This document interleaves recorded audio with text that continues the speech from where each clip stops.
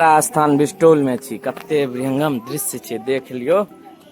जे गाम डायरी पर जुड़ल है जरूर इस जगह पर आयल है।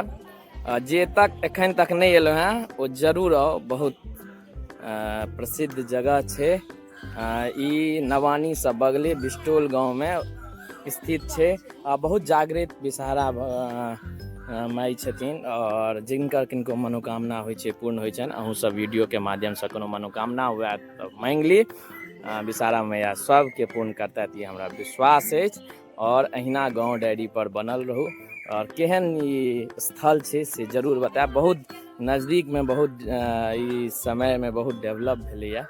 और संगे संगे एकर जे चारू साइड देख लियो कते भव्य दृश्य छै। आइ रातिम के उपलक्ष्य में विषहारा माई के बलि प्रदान सेहो छनि। ओहि लए हम सब गोटा, हम सब परिवार एलहुँ हैं। और बहुत विहंगम दृश्य अछि। कहलहुँ अहूँ गाँव डायरी पर हमर सब गोटा के देखाबी। और के सब बिस्टोल से छी, जे हमर पेज पर छी, सेहो कमेंट कऽ के बताओ। और वीडियो केहन लागैया गाँव से जुड़ल गाम डायरी पर कमेंट कऽ के सेहो बतायब।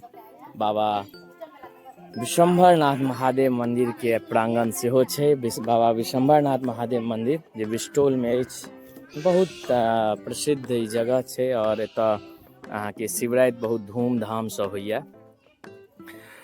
आलय धीरे धीरे भव्य भेल जा रहल अछि एतुका ग्रामीण और लोक सब के द्वारा।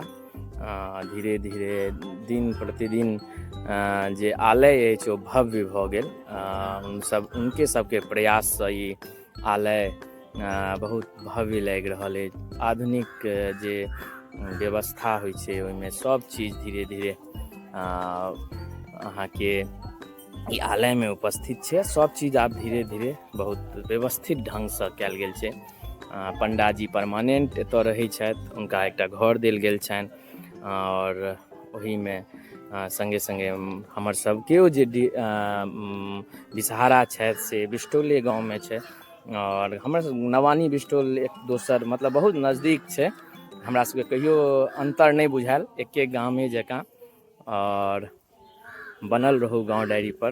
केहन लगैया गाम घर से जुड़ल वीडियो से कमेंट कऽ के जरूर बताएब। माँ काकी सब गीत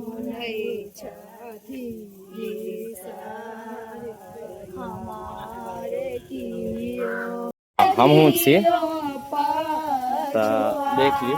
बहुत विहंगम दृश्य अछि, बहुत भव्य दृश्य अछि। विषहारा माई सब पर सहाय रहथि यह कामना करै छी।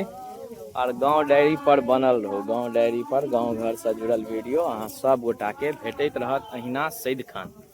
तै के लेल एखन तक जे गोटा गाँव घर पर नहीं जुड़लो हैं वो पेज के लाइक अवश्य कऽ लिअ। पेज के लाइक अवश्य केने रहब तऽ अहाँके नोटिफिकेशन भेटैत रहत। और एतबा कहैत बहुत बहुत धन्यवाद, शुक्रिया। बनल रहू गाँव डायरी पर।